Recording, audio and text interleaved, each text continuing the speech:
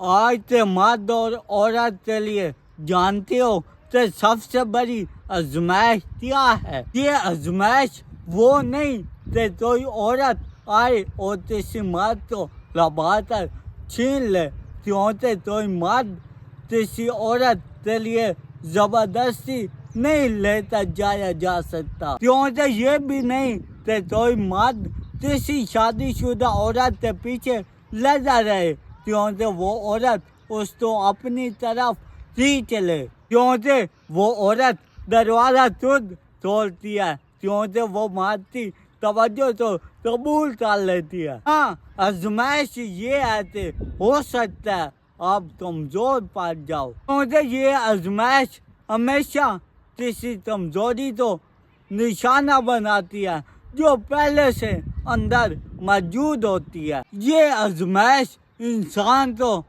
احساس دلانے آتی ہے کہ اس سے دروازے کھلے ہیں اور وہ انسان کمزور ہے۔ آؤ جانتے ہیں کہ حقیقی آزمائش کیا ہے۔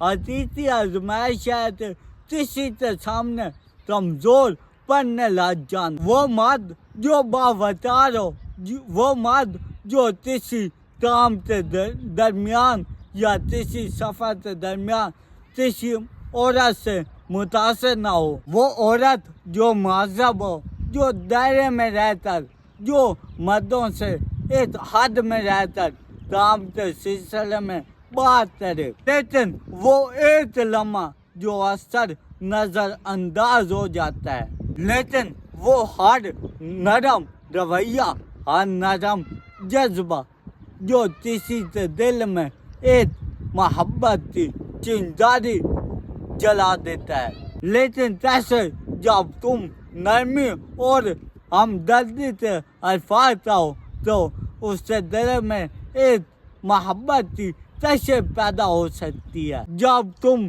کسی کو ایک خاص توجہ دو تو وہ شخص تمہیں اپنی زندگی کا ایک خاص حصہ سمجھنے لگے گا کہ تم پریشان کیوں ہو، تم ٹھیک ہو۔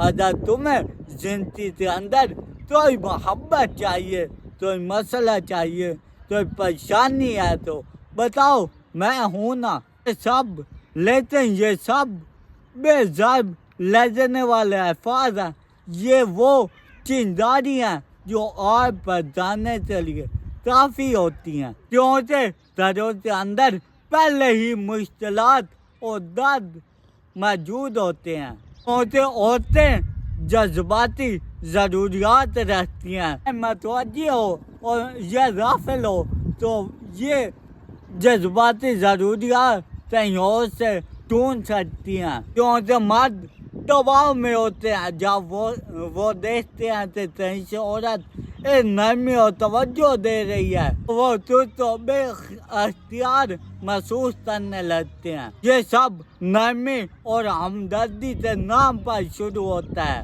پھر دل پھسلنے لگتا ہے۔ تم کافی پیو گے، آج تم تھکے ہوئے لگ رہے ہو۔ یہ وہ چھوٹے چھوٹے جملے ہیں جو دھیرے دھیرے آج میں تبدیل ہوتے ہیں۔ یاد رہے تو کسی کو یہ احساس مت دو کہ تم اس کی فکر کرتے ہو، کسی دل تو تمہارے لفظوں اور ہمدردی کا عادی مت بننے دو۔ نرمی اور دوستانہ رویے میں بھی ایک لطیف رہو، اپنے نبی کی بات یاد رہو کہ تم میں سے بہترین وہ ہے جو اپنے گھر والوں کے لیے بہترین ہو۔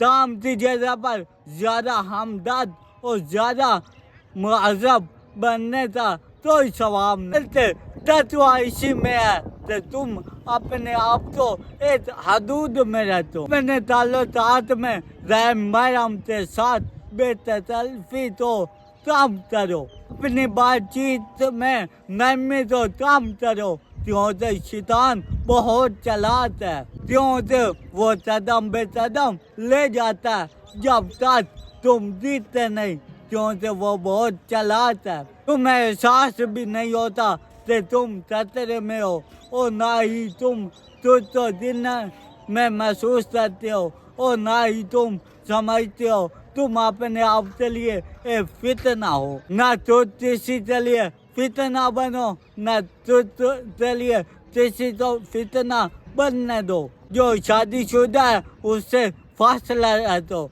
और जो गैर शादीशुदा उससे वाजे बात न करो। किसी से दिल तो कोई उम्मीद न दो अगर तुम उससे कोई वाजे रिश्ता नहीं चाहते। इसी के लिए कोई जज्बाती सहारा न बनो अगर तुम खुद उसके लिए उसको अपनाने के लिए तैयार नहीं। हमारा ये नरम रवैया शादियाँ तोड़ सकता है। ये किसी की जिंदगी में बेजानी परेशानियाँ पैदा कर सकता है। इसी बात के बारे में तुम्हारे रब ने कह दिया था कि गैर महरम के सामने अपनी बात तो भी नरम मत करना।